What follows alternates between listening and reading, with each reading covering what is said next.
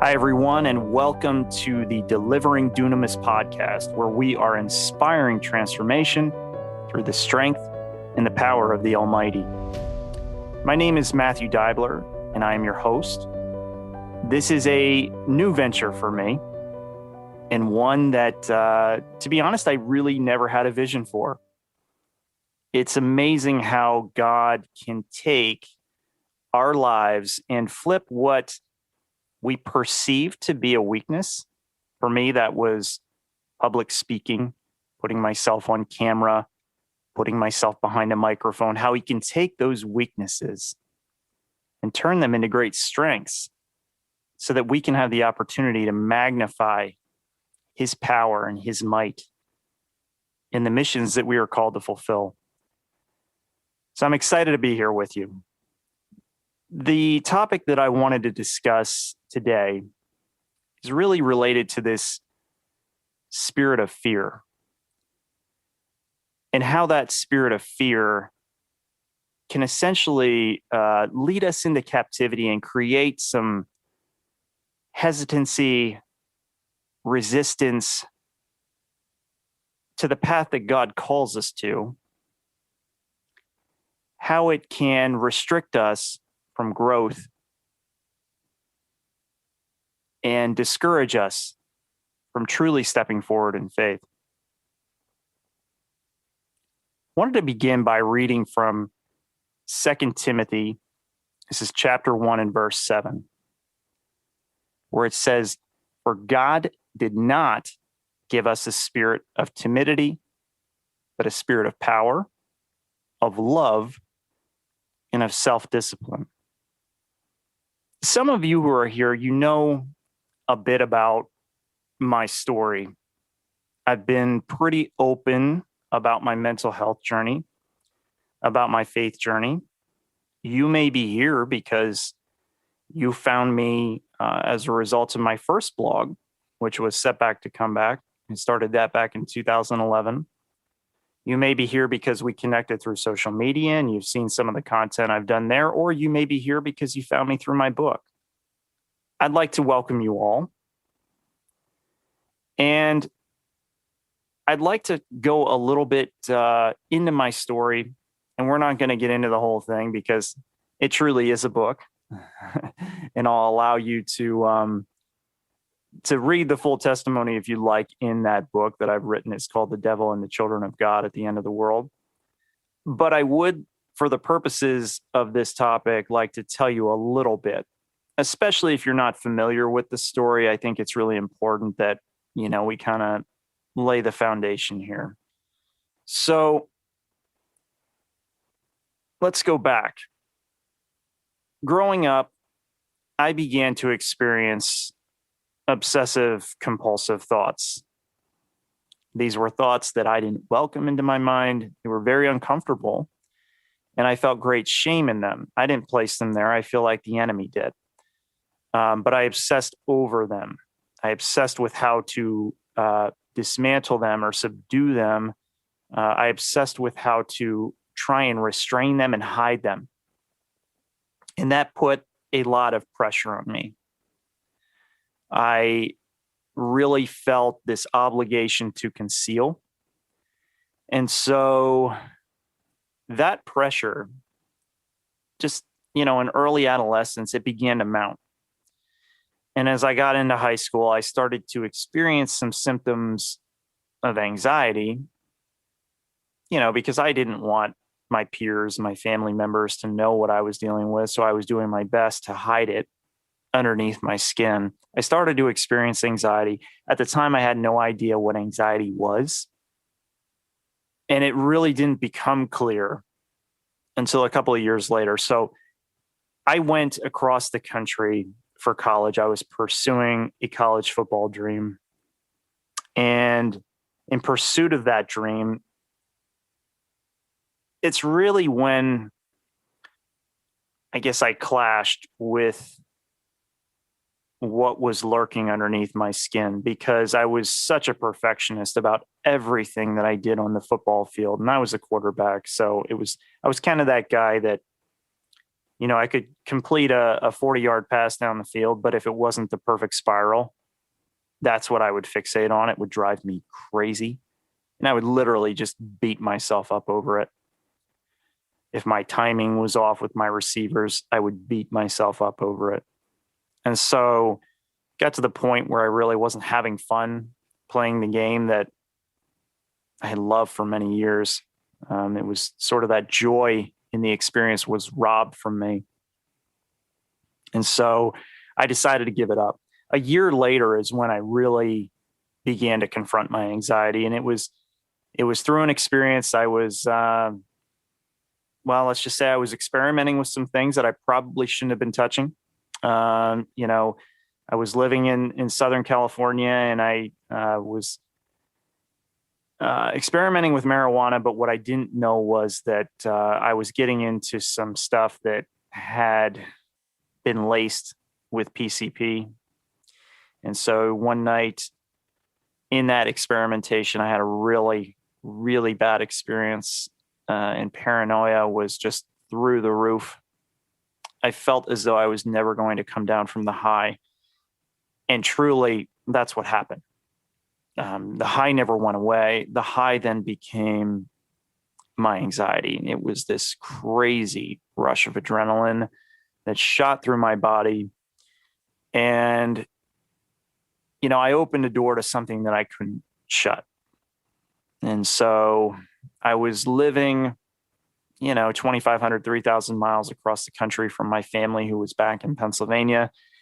And I was alone, and that had never bothered me before. But now with anxiety, taking the front and center stage in my life, things were different. I was afraid. I had no idea what I was dealing with. And the panic that I began to experience, it was so intense, so intense. If you've ever experienced a panic attack, you know how debilitating they can be. You feel as though you are going to die each and every time that they come upon you. And these were just happening with such frequency throughout the day that it became hard for me to function. Long story short, I came back east after one more semester of school. And then ultimately I transferred into UNC Chapel Hill at the point in time when I felt like I had recovered, regained some stability in my life. So I went away again to school, got on a pretty good path there, had a great experience, and then, graduated and started my adult life. In that adult life, I had seasons of anxiety. And in seeking to, sort of find my escape when the anxiety would present itself, I created some habits that were destructive. I gambled. I was very reckless with money because it was truly an area where I could go and still my mind. The chaos that was running in my head, it took a pause for a moment when I went to the casino or when I placed a wager on a game, and I could sit and be completely wrapped up in in what I was watching, in the game that was unfolding, and the money that I had wagered on it. When I was in that space, I didn't have to deal with what was going on in my head. And so I created some destructive habits. Nonetheless, I sustained myself until 2011 rolled around. 2011, I was coming out of a relationship that, let's just say we weren't meant for each other. It was a bit of a toxic environment, probably for the both of us. The last 6 months of that relationship were really hard. There was a lot of fighting. Kind of the writing was on the wall. I was accumulating a ton of stress, and, I could feel it building. I hadn't experienced a major setback anxiety-wise in quite some time, but I could sense that there was one potentially around the corner. And it was actually Super Bowl Sunday when that began to manifest. So Super Bowl Sunday 2011, the individual that I was in this relationship with, she and I went to a party. And on the way back from that Super Bowl party, we got into an argument in the car. And I started to feel just completely overwhelmed by the anxiety that it was stirring. And so I told her that I needed to pull off the road. I needed to get out of the car and give myself a moment to breathe. We were about halfway home. It's about a 30-minute ride, and we were about 15 minutes in. So I pulled off the road. And it was at that point in time when I suffered a nervous breakdown. It was as though I was having a panic attack, but it was, about 1,000 times more intense. Panic attacks that I've experienced, they often last a couple of minutes, maybe a minute, even, a minute or two. You deal with the lingering effects after, and they really do shake you up. But the ones that I've had, they would pass relatively quickly. This would not let go. It was 35, 45 minutes of just straight torture. I truly believed that I was never going to return to a place of stability. It felt as though I was going to have to be thrown into a hospital or into a padded room. It was beyond the fear of just dying. It was like the fear that my mind was gone. Eventually it did pass, and I was able to regain myself enough to get home. A week later, the relationship ended, and it was a tough breakup. And from there forward, I stepped into a period of really, really dark anxiety, more intense than I had ever experienced before. Panic attacks started flooding my life once again. They were really intense at nighttime. Some nights I would go to bed and I'd wake up 4 or 5 times with just sheer panic, shoot out of bed. Oftentimes I would, fall onto the floor. By the time I regained myself, I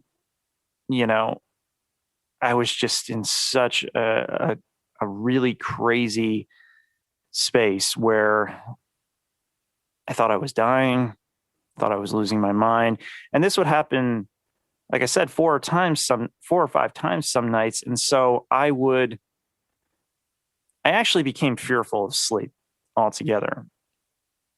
And over time, that had a really devastating effect on me, because there were nights where I'd sleep an hour or two and then I'd, get up and go to work.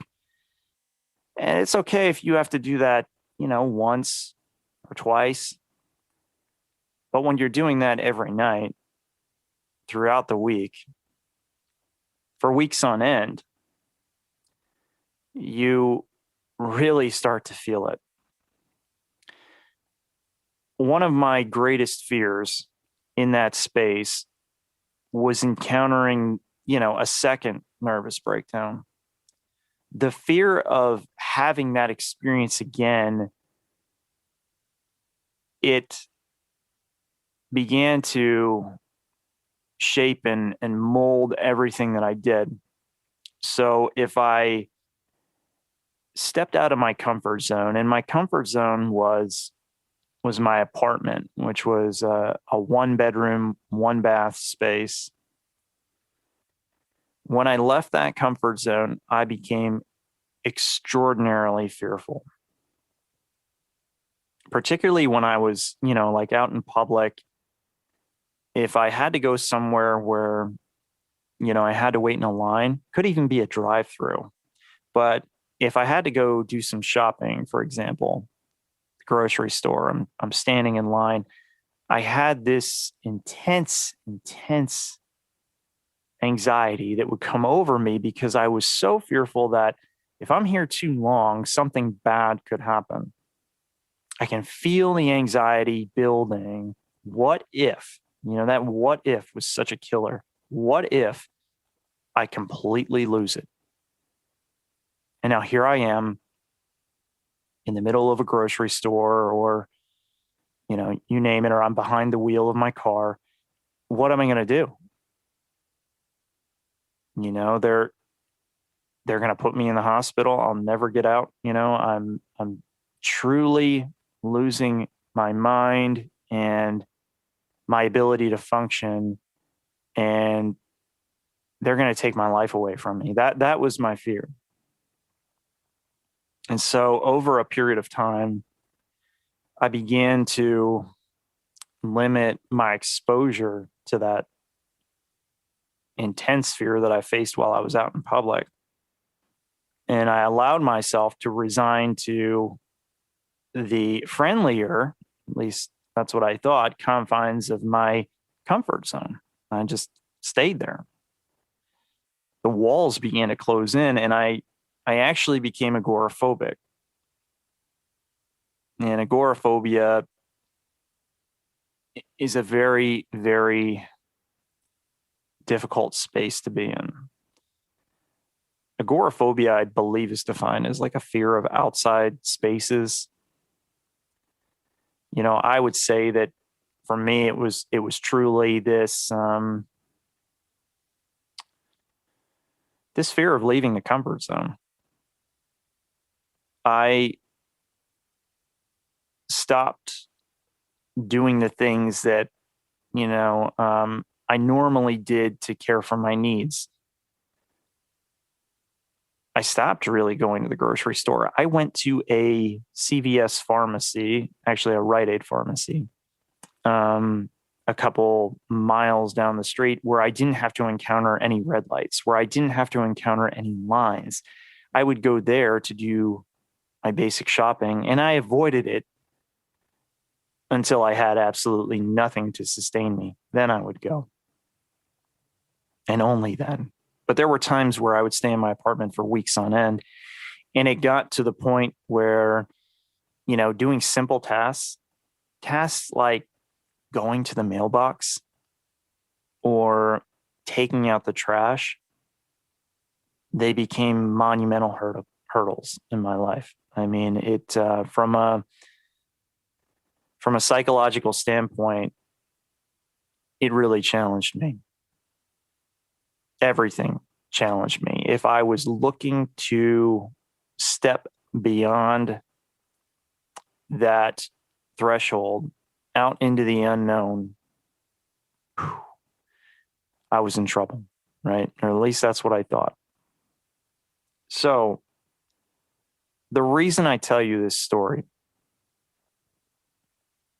I think it's important because you need to understand where I was and now where I am today.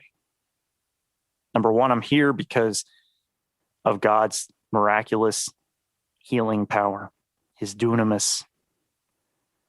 That's why I'm able to sit in front of this microphone and share this story boldly. In that space of agoraphobia, and there were a number of events that occurred, and if you'd like to read about them, I encourage you to pick up a copy of my book. But God intervened. I wasn't seeking him either when he showed up. But when he did, it was in such a powerful way that I could not deny it was him. I just could not. No way. And so the day that he did, I felt moved to do something, right? And I stepped into the shower that day and I began having a conversation with God. Really one of the first times in my life I had ever done that. And he spoke to me and he encouraged me to own my story and take responsibility for it, seek forgiveness, and in that conversation, I felt led to find a way to make my story known, and really for the purpose of, like I said, first seeking that forgiveness, and then second, owning who I was. I'd hidden my true identity for far too long, and it was time to release that weight. So I started blogging. It's 2011. Later that year, I was still, relying a bit on my own strength to overcome the anxiety, and I felt moved to go into deeper relationship with him. And I fell at his feet, and having exhausted every option that I knew to get well in my own strength, I said, Lord, I'm ready to go if you're ready to take me. But if you want me here, if you desire me to be here to fulfill, your purpose, your work, and you don't want to take me now, then take my life and do with it according to your will. That's when I started to see an absolutely miraculous transformation begin to happen in my life. God gave me an affirmation. And it was let go, trust, believe, faith. It came to me that night when I fell at his feet. Instantly. I heard it. I went, typed it up on my computer, printed it out, put it on my refrigerator, and I started to live by it. And when I mean live by it, I mean that I repeated it over and over in my mind throughout the day with every step that I took. So now here I am in this, captivity of agoraphobia. I'm locked into my comfort zone, and God is beginning to act in a powerful way. And he's giving me this affirmation, and he's telling me to step forward in faith, right? I'm feeling that. But I have this wall in front of me. I have this spirit of fear that has taken up residence in me over a period of really, probably not quite 2 decades at that point, but near that. And I had become accustomed to living that way. I had become accustomed to being timid. And so this obstacle in front of me is really breaking through the comfort zone that I have been sort of imprisoned by. How do I get through it? Well, I use the affirmation.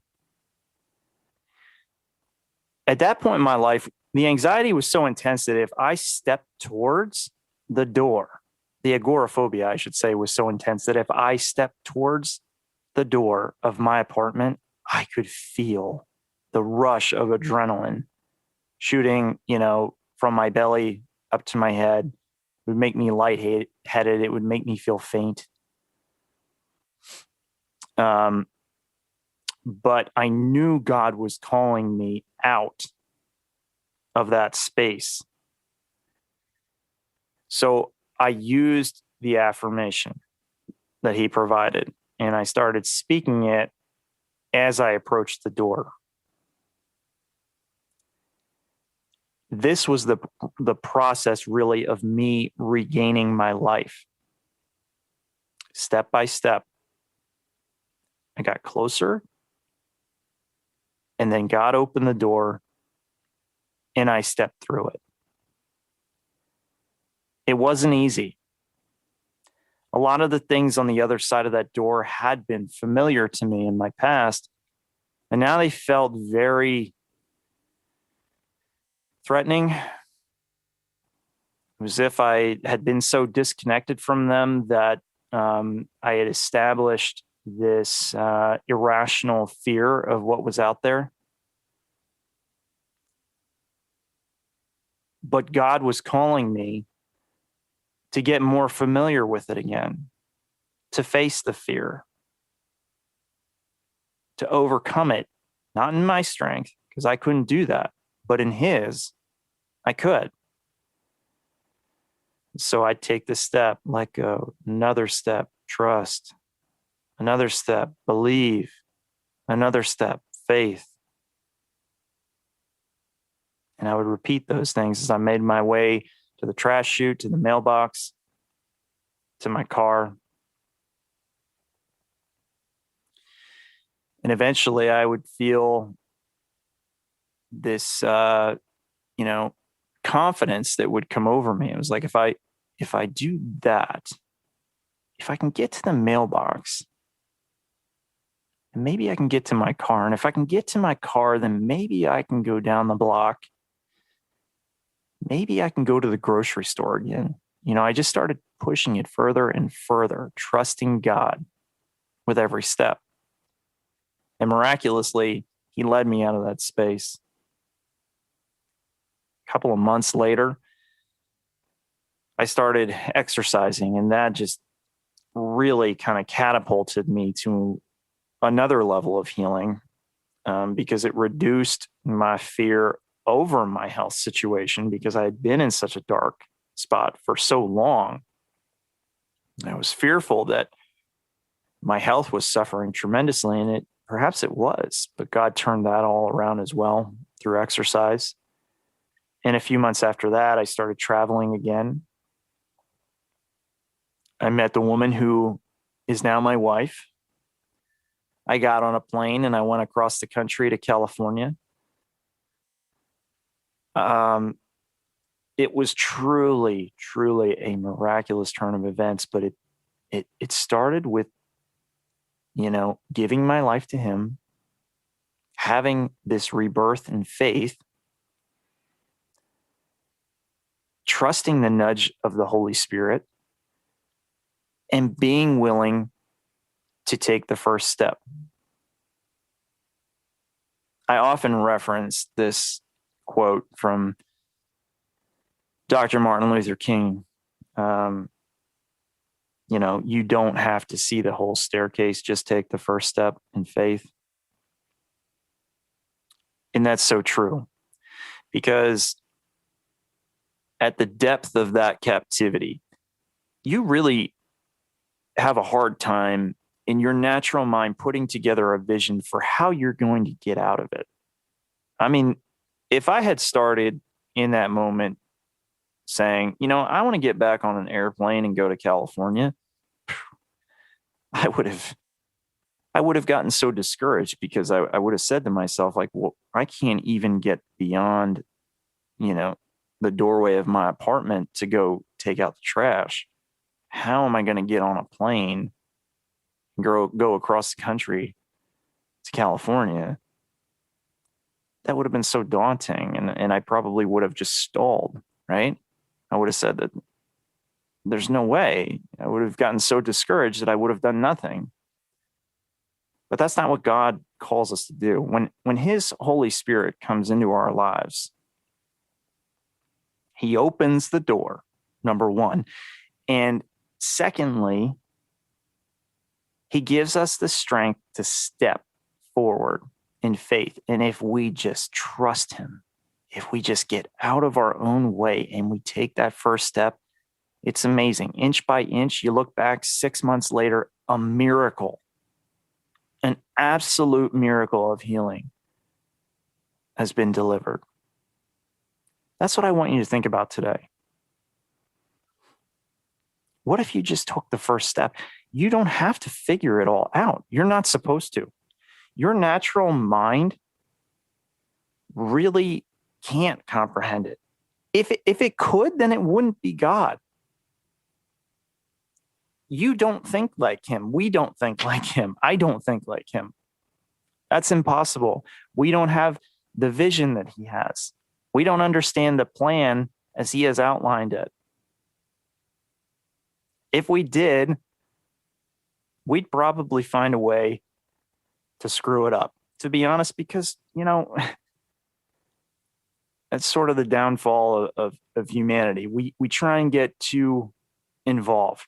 We try and become gods in our own lives. Rather than doing that, we should do our best to hear his voice, align with his will, and step forward in his strength, and really just get out of the way with our own desires. Because on the other side of that door that he opens, there is so much freedom. And in my situation, freedom from fear, freedom from that awful captivity of agoraphobia, freedom to live a life of purpose and meaning. How many times do we get stuck when we see that open door? How many times have you been presented a door that you know has been placed there for you, right?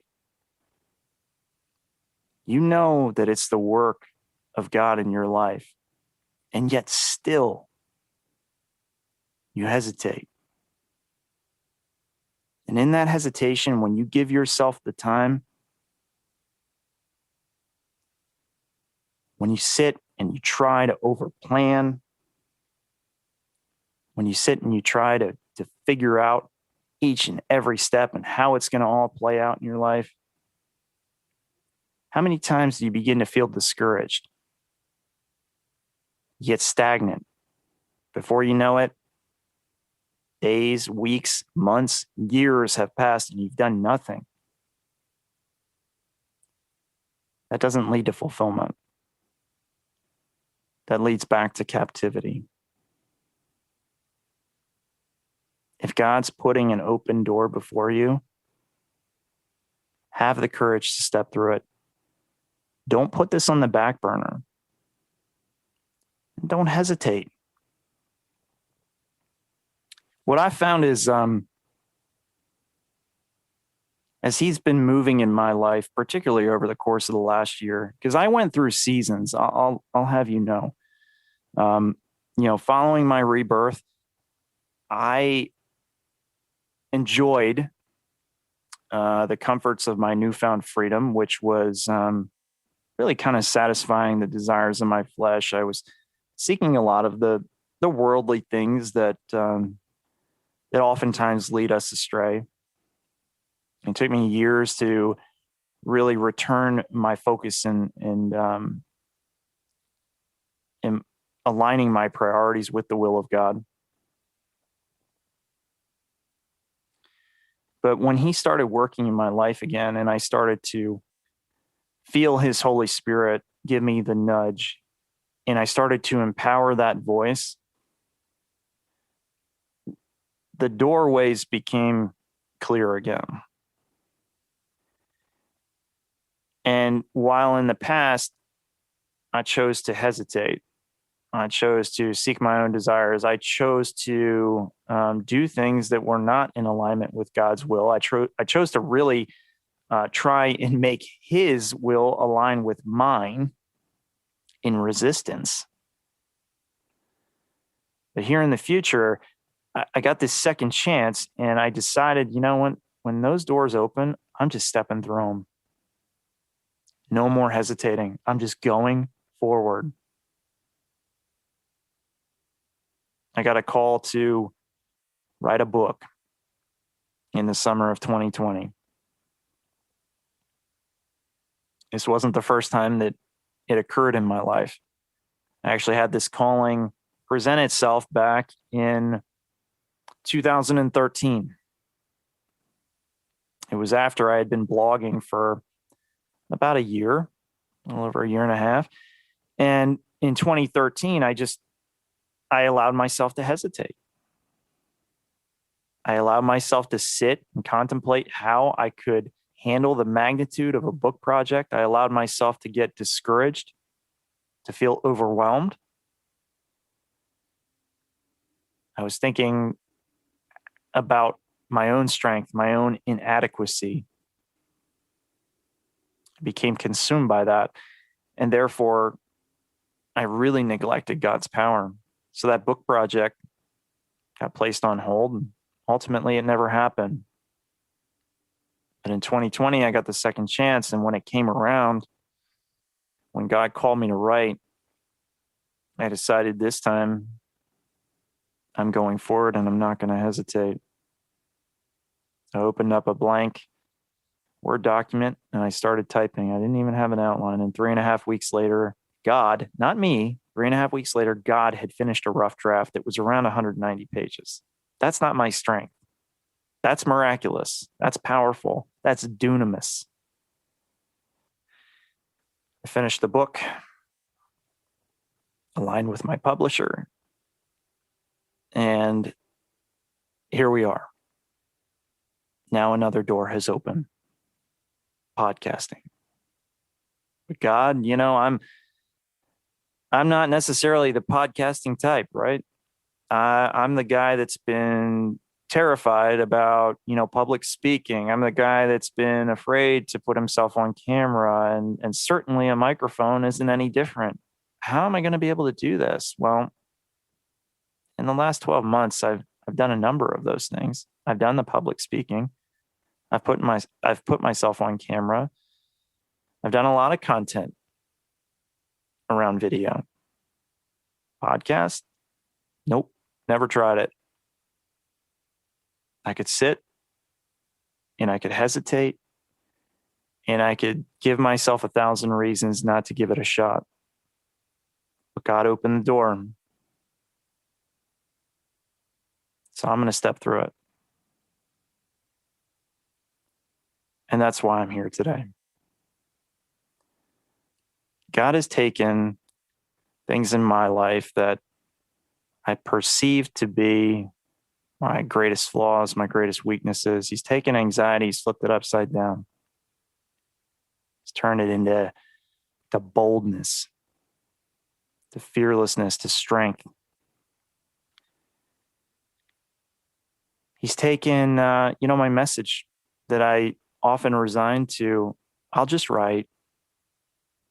Writing kind of suits this lifestyle that I'm stuck in, where I'm, in a space that it doesn't really allow me to show my face or show my voice or, make my voice heard, because I'm living in fear. Well, no longer. There's no fear any longer. God took me out of a space where I was just comfortable writing a blog, and he's put me on video. He's put me on a podcast. He's allowed me to be a guest on other shows. He's doing so much work in my life. And the message I want to share with you today is he can do every single thing like this in your life as well. And your path may look completely different than mine. I'm not sure, what doors he's calling you to step through. But I can tell you with certainty that if you trust him, if you just move your feet, you will be amazed looking back at what he has done in your life. It may just seem like a first step, and truly it is in the beginning. You sort of inch your way forward. But God rewards that faith. That's really moving to him. Your courage to go where he leads allows him to magnify his strength within you and give you more. Just take the first step. God did not give us a spirit of timidity, but a spirit of power, of love, and of self-discipline. Do not be timid. Do not be timid. Do not hesitate. There's no fear in God. Go boldly. Go boldly in faith. And enjoy the ride because it's a lot of fun. When you allow yourself to be led by the Holy Spirit, when you stop trying to define the parameters with your natural mind, and when you just step forward trusting Him, wow, what a ride. I'm excited for you guys. I'm excited because I know how much opportunity is in front of you. And I know that if you choose to take it, there are going to be so many powerful testimonies. And I hope that those of you who are living it are open to becoming a guest on this show, because that's what I want to create a platform for here. I want to create a space for people to share this amazing, miraculous victory, to share the dunamis. God bless you all.